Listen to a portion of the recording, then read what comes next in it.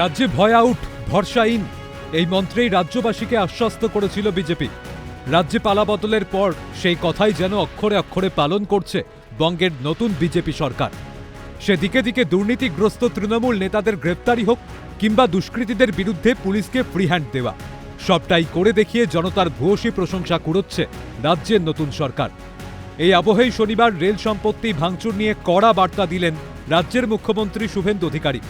এদিন নবান্নে রেলের সঙ্গে বৈঠকে মুখ্যমন্ত্রী সাফ জানিয়ে দেন, যারা রেলের সম্পত্তি ভাঙচুর করেছেন তাদের কঠোর থেকে কঠোরতম শাস্তি দিতে হবে।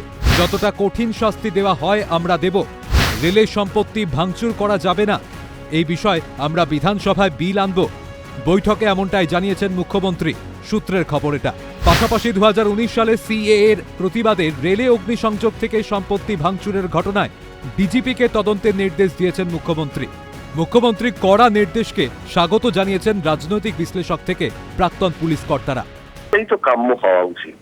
দেখো, একটা ন্যায়ের শাসন যদি, আইনের শাসন যদি প্রতিষ্ঠা করতে হয়, তাহলে প্রথমে যে জিনিসটা সুনিশ্চিত করতে হয় যে সরকারি সম্পত্তি, যা জনগণের সম্পত্তি, সেই সম্পত্তির ওপর বেআইনি দখল করে বসে থাকা যে বিভিন্ন যে স্বার্থ রয়েছে, এইগুলো তাদেরকে সেই স্বার্থের হাত থেকে মুক্ত করা। কারণ এই সমস্ত জমি বৃহত্তর মানুষের কল্যাণে, ওই রেলের হলে রেলের, এফসিআই এর হলে এফসিআই এর, এরা দেশের বিভিন্ন সমস্ত স্তরের মানুষকে পরিষেবা দেওয়ার জন্য এগুলোকে আরো আধুনিকভাবে, আরো নতুন ভাবে এবং বহু ব্যবহারযোগ্য করে ব্যবহার করতে পারে। কোনোটাই নতুন নয়। আন্দোলন কিভাবে করতে হবে সেটা আমাদের দেশের আইনে বলা আছে, এবং পাবলিক প্রপার্টি যদি কেউ নষ্ট করে সেটা যে ক্ষতিপূরণ আদায় করা যাবে তার জন্য আমাদের দেশে আইনও আছে। এটা হয়নি যে সে আইনটা প্রয়োগ করা হয়, এখন যদি সে আইন প্রয়োগ করা হয় খুব ভালো কথা। আসল কথা, বঙ্গে তোষণের দিন শেষ, তোষামদের জমানার ইতি। সে কারণেই রাজ্যের স্বার্থে একের পর এক জনহিতকর পদক্ষেপের পথে বিজেপি সরকার।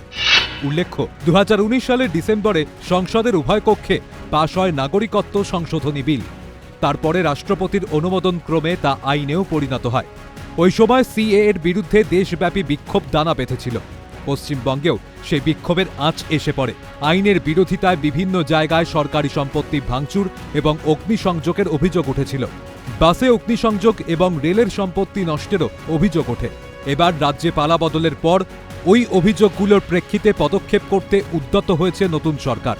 স্বাভাবিকভাবেই এই ধরনের পদক্ষেপ থেকে স্পষ্ট হচ্ছে রাজ্যে শুরু হয়েছে আইনের শাসন। সায়ন্তন ভট্টাচার্যের রিপোর্ট, ক্যালকাটা নিউজ।